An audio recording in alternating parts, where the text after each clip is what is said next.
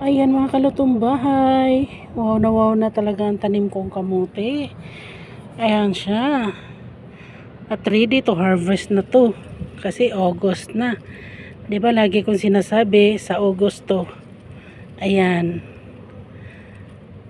Next week i-harvest ko na to.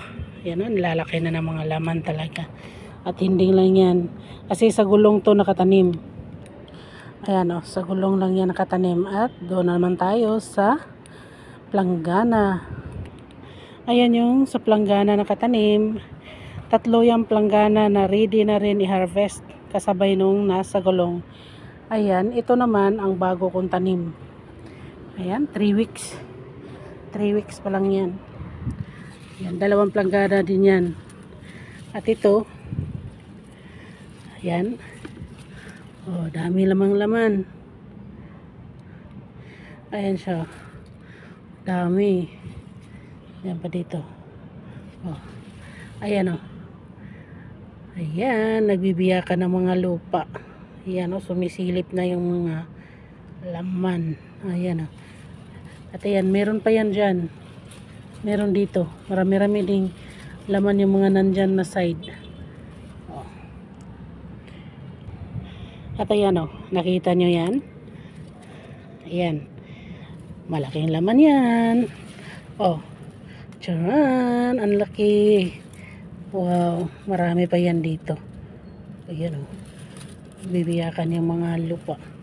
Ayan dito. Oh, yung mga lupa oh. Nagbibiyakan nandito. May mga laman kasi yan. Oh.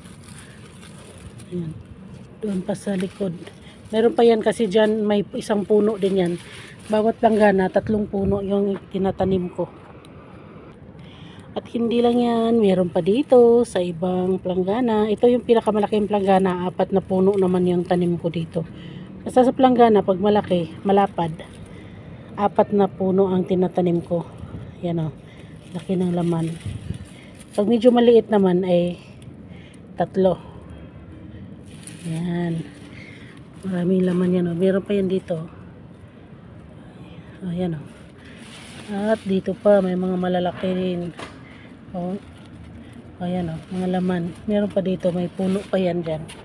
Oh, di ba? Kahit sa planggana lang, pwede na tayong mananim. Ayan. At ayan pa yung bagong tanim. 3 linggo pa lang tong mga bago kong tanim. At ayan, naka-ready na yung mga paso. Dito ko itatanim yung mga tangkay na makuha ko doon sa harvest. Pag na-harvest ko na yung kamote. Ayan.